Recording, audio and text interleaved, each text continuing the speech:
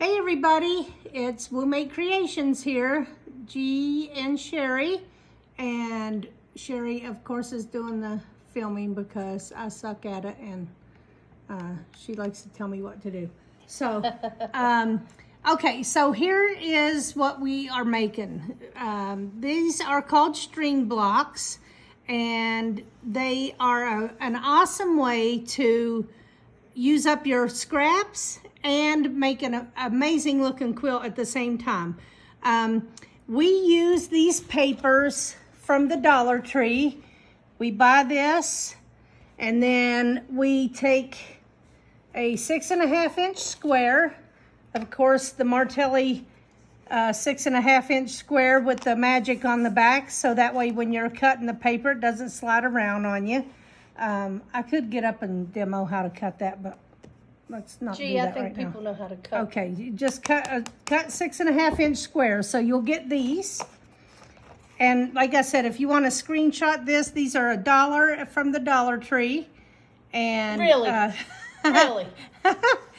I know, everything's $1 in there. But anyway, from the Dollar Tree. And sometimes they don't have this size pad. They have a large pad. But it doesn't matter. These papers are great for this. So all you want to do is make sure you put your stitch length down, just like you would if you're paper piecing. So I usually stitch with a 1.9 or 1.6. This way later you can peel your papers off. I'm turning to you so they can see you. Oh, okay. So anyway, the purpose of this paper is so that you have the perfect blocks. So when you make these, they end up like this. You're using your scraps. Right. Well, you can use your scraps. You can use your scraps, or you can use jelly rolls or whatever, but those are kind of wide. And it's nice when you have different widths, because then you make for a more interesting block. And I'm going to show you how to do it.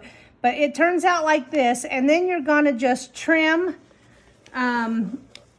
with your ruler and rotary. Just trim it down to your block, or trim it down to the paper. And let me just show you this. If you're not going to use them right away, then you might as well just keep the paper on them and, right. You know. But trim them down and make them all nice, and that way you can design on your board with them or whatever. But I normally don't take papers off until I'm going to use the blocks. However, if I'm just going to be sitting there watching TV, I will probably sit and remove my papers. So you could just go like this, and they start to come off, and this is how you rip your papers off. Now, I like to do it. I don't like rip, but you see here, I didn't lower my stitch length. This is only at 1.9. So don't try not to rip your stitches while you're doing this. Just be gentle. But you can go like this and just get it started, and then pick it up and go like this. So these make amazing looking quilts, and I'll show. Isn't the other block already done? Peeled off? Where? Right there. Oh, no, I didn't peel it. I only started it. Okay, well then show them how to make the block. Anyway, So okay. this don't get too long. Okay, so that's how you tear the papers off while you're sitting and watching TV, and give them a good press. You can also starch them if you want to. Let's see. So Here's a scrap bucket that she's going to be choosing from. Yeah. We got this at IKEA. It's great. So we just keep this over there, and then we just throw our scraps in this hole. And then when we're ready to make some squares, sometimes you just want to sew. Yeah. And so you just and grab this is for mindless sewing. And so right now I'm making cool blocks and warm blocks. So blues, greens, purples, and then red, orange, yellow, and just versions of those. And so that way you can have your collection of blocks in case you want to do a rainbow quilt or something. So let me just show you how this works. It does make a mess, I will tell you that. And so let's get this out of the way. And of course, don't throw your little tiny scraps of fabric away because these will make a nice dog bed. And sometimes you might need just a little bit for a corner. Yeah. So you'll see how that happens here in a minute. Okay. So, and I never just do one block at a time because Chain piecing is chain piecing is a big key to this. And like I said, this is, oh, and another good thing this does is it helps you run off all the bobbins that you have just a little bit of. So you just start with your first piece. Let me get one that's long enough. Let's see. Okay, so let me put it up against this yellow so you can see good. The first piece just goes diagonally, and you just want to make sure it extends past these corners here of your paper. So just put it like that, and then now you're going to match another one up to that. You don't have to sew this down. Just get another piece that is long enough. These are so long. Just let me. Well, why don't you cut them? You got scissors? Well, here. Because I like to use the longer ones for the middle piece. Okay, here's one. So I'm just going to iron that piece a little bit. Now, once you have your first piece laying down, just lay now these are solid so they don't have a front and back, but you'd want them right sides together right here. And then this has to go from corner to corner here. And when you put this down, all you got to do is make sure that when this opens up, that it's covered here on this corner. So it just needs to be longer than the paper. So then you're going to just start sewing like that. And nothing needs to be perfect or anything. And then I just run off the side so I can start my next thing. Normally, I'll go like this and just cut the edge off here. This way I don't have too much waste. And this will definitely go on to a different piece. So Sherry's ironing me another piece here. So I like to have my roundabout so that way I can not have to get up. I don't want to get up. This is good. This is good for lazy sewing. And also, if I don't have my roundabout set up and all that, I will do a bunch of sewing and then I'll go over there and iron. But it certainly makes life better if you have it all right there at your fingertips. So just sew off. Okay, so then I'm going to show you what I do here. I'm going to cut my chain, and let me get this leader off of here. Okay, so I'm going to take it to my ironing surface, and I'm going to push this over with the iron. And don't worry about getting on your paper because it doesn't mess it up. I'm sure if you left the iron on there for a long time, it wouldn't be nice. But when you iron these, you just want to make sure that you're pressing them over good. This way later, your blocks don't end up different sizes. Because you didn't iron right. So just make sure you're pushing it to one side. Okay, so now we need something that's going to fit this corner. Now, will this fit? Probably not, because after the 1/4 inch, see there, it's not going to fit. Now, you could also add another piece, but I'd rather dig through here and find a fattier piece that, let's see if this is long enough. See, it just has to be longer than your paper, so this is not going to work here.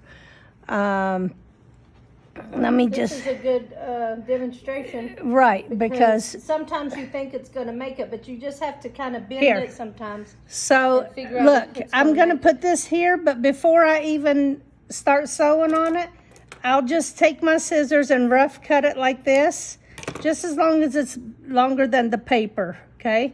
And then I'll just stick this in here. A lot of times I just keep a big pair of scissors here and I'll just cut off this excess so I'm not having to sew through it. But as you see, it's not fiddly, and you could just keep going. So what I'll do is, what I normally will do is sit and sew a bunch and then cut my chains and then iron a bunch. And then, you just keep it going until you've got a block. Now, obviously, all this is extra, right? So I just sit and just quick rough cut it. That's what I meant to say. And then these Good I thing push. you have me to be your mouthpiece I sometimes. know, I can't think sometimes. Look, and so these pieces I just shove into the throat of my machine, and then when I need a piece that I think will fit here off of this, then I'll grab it from here. Well, that ain't gonna work, but let's see. This yellow. No, that ain't gonna work. So look, this is a big old piece here, so I'll have Isn't a that lot the same extra. color as what you just? No, Oh. that was on a different one. So I will put this on here, but then the stuff that I cut off is gonna be used for something else.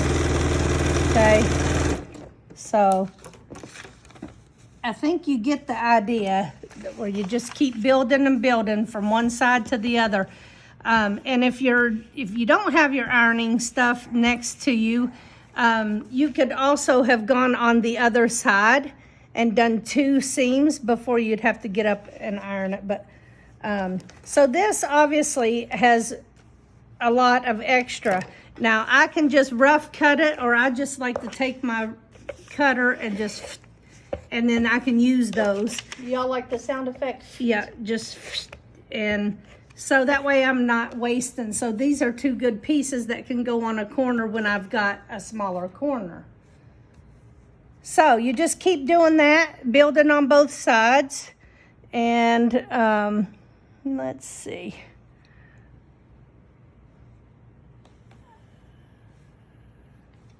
I mean, here's a piece here, so I'm going to put right sides together.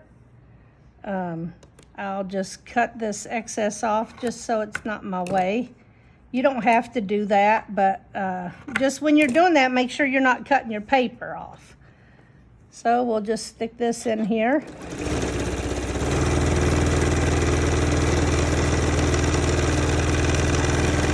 And I think you get the idea. Okay, now this one, of course, is way big, so I'll be cutting that off to use for something else. I'll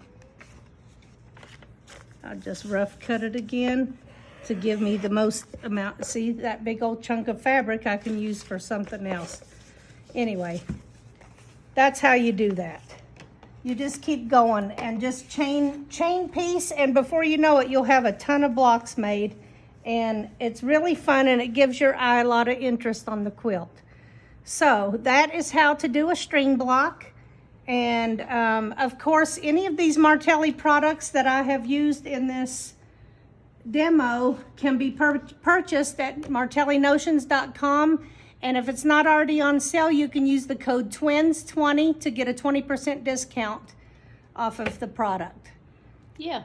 So, And of course, if you want to make your blocks smaller or bigger, you Yeah. can also do that. It's your you choice. can use any of your templates to cut You the can paper. use, You could use diamonds. a diamond. Oh my gosh.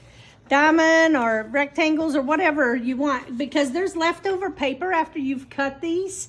So you can use that rectangle and use smaller pieces of scraps.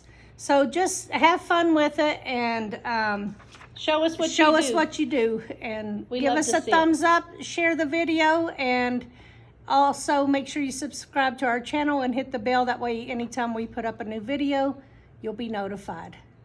Okay. Have a good day. Peace out, out. y'all.